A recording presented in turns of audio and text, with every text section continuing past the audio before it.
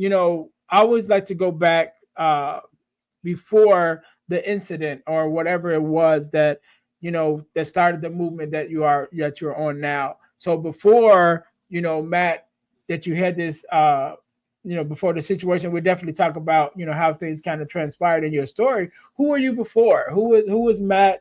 Kind of growing up, and just a little bit more about yourself and your background, so we kind of get to know you a little bit. Well, I was bullied constantly through middle school, high school, because I was overweight and gay, and I was made fun of.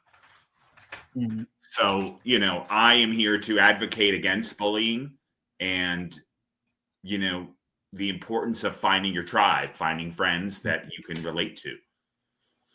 And that certainly has been a challenge, making friends with guys who, sometimes think that you want a relationship with them, even though you're just trying to get to know them and you want a friendship. So it is kind of awkward. And this whole concept of heteronormativity is also a huge challenge. I mean, when you're not in that norm, you're seen as an outcast, you're seen as different, and then people start wondering what your motives are. Yeah, and I think that's difficult.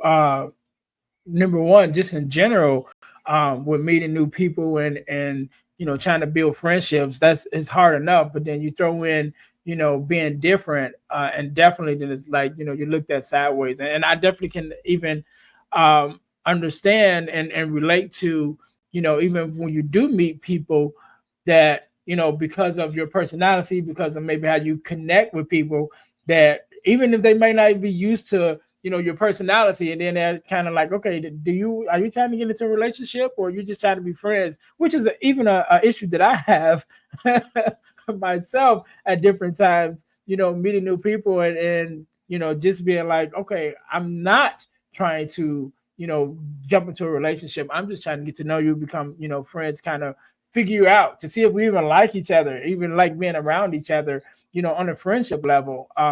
But then, sometimes, again, because of your personality and maybe how you relate to people, and they're not, especially and we're not even going to start talking about dating, but in this climate, it's like people don't know your motives, because there are so much different things out there. So I definitely can relate to you on that part. So let's get into your story, because you talked about, going to prison, but you wrote the book. We'll talk about the book a little bit later. But tell us how this whole thing started. So, you mentioned about being bullied and things of that nature growing up. But at some point, you do kind of get moving on your own. So what was the catalyst that started this whole story that we're going to hear about today? I was working at a car dealership in 2004. I earned commissions. The car dealership didn't pay me, so I took matters into my own hands and tried to sell one of their vehicles. I ended up going to court. Bob Wolford and Judge Jeffrey Crawford decided I didn't fit the mental health criteria, even though I've been seeing mental health therapists my whole entire life, and I'm on the Asperger's autism spectrum.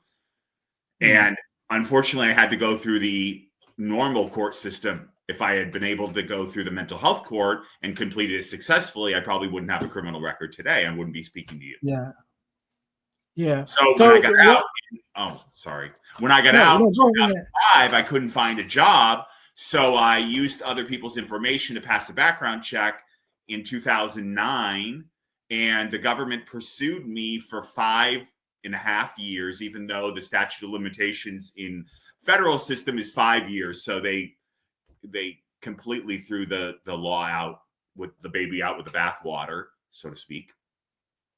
Was indicted in May of 2016 and ended up serving 18 months in 10 different facilities, and got out, went to a halfway house, which was even worse than the prisons, because you were in this small little house. I was in this small house, and because I was in for such a short period of time, because the amount of time you're in the halfway house is based on how much time you do in prison. And so I did a very short period of time. So I was only in there, I want to say, a month and a half. And I was not allowed to go out to volunteer. I couldn't find a job. It was like pulling teeth to even get me to be allowed to go to church for an hour a week. I mean, that was all I was given. And the church down the road, an all African-American church, the best church I've ever been to, was 3 hours. And so I ended up only being able to go to it an hour a week. But it was something. But it was far worse because I was isolated in this small house and couldn't go anywhere.